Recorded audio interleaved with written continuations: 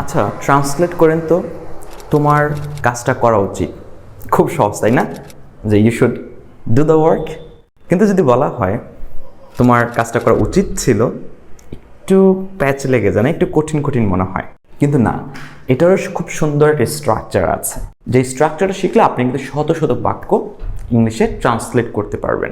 এরকম 5টা গুরুত্বপূর্ণ স্ট্রাকচার নিয়ে, আবার বলছি খুবই গুরুত্বপূর্ণ 5টা স্ট্রাকচার নিয়ে কথা বলবো আজকের এই ভিডিওটাতে। যে স্ট্রাকচারগুলো শিখলে আপনি আপনার দৈনন্দিন জীবনে ব্যবহৃত খুব কমন কিছু সেন্টেন্স এর ট্রান্সলেশন খুব সহজে করে ফেলতে পারবেন। Hello everyone, this is Yasin Ahmed from English insight. Welcome to my channel.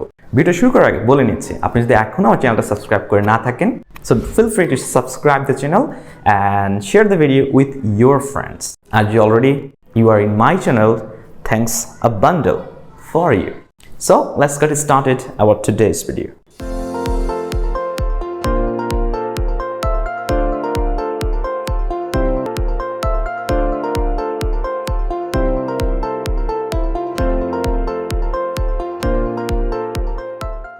প্রথম যে স্ট্রাকচারটা আমরা শিখবো, প্রথম যে স্ট্রাকচারটা যেটা বলছিলাম, তোমার কাজটা করা উচিত ছিল, তোমার ওইখানে যাওয়া উচিত ছিল, তোমার পরীক্ষায় পাশ করা দরকার ছিল, অথবা তোমার তাকে সাহায্য করা উচিত ছিল, এরকম বাক্যগুলোকে ইংলিশে ট্রান্সলেট করতে গেলে যে স্ট্রাকচারটা আমরা ব্যবহার করবো সেটা হচ্ছে শুড হ্যাভ।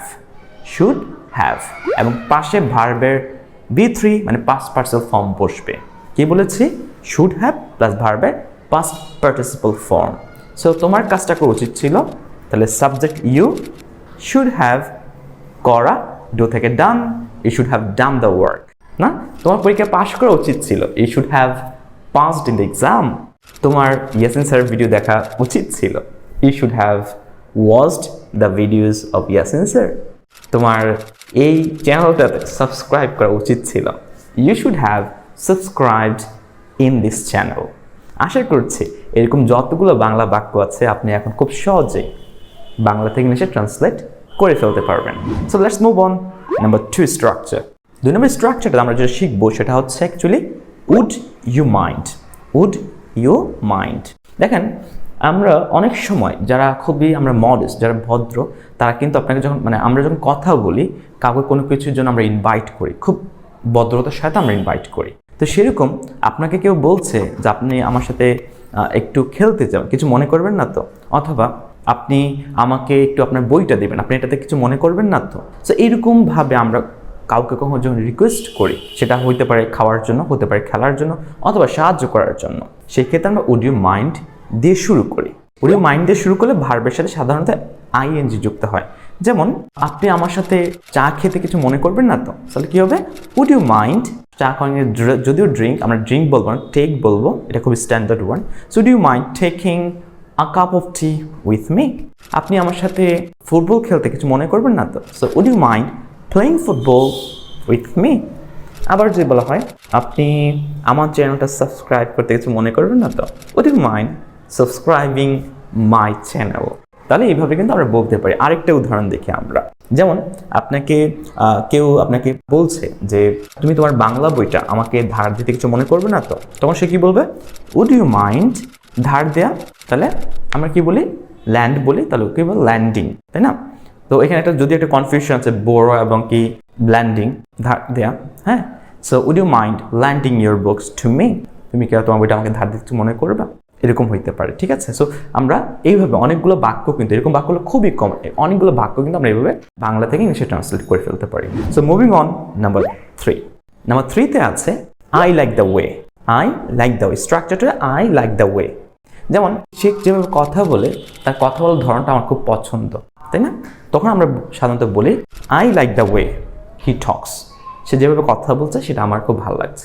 সে যেভাবে খেলছে আমার খুব ভালো লাগছে, সেই ধরনটা বা সেই স্টাইলটা। সো আমরা কি বলি? I like the way he plays. Football হলে ফুটবল, ক্রিকেট হলে cricket. So I like the way he plays cricket. অথবা ইয়াসিন স্যার যেভাবে কথা বলে সেটা আমার খুব ভালো লাগে বা আমি পছন্দ করি। So I like the way Yasin sir speaks, তাই না?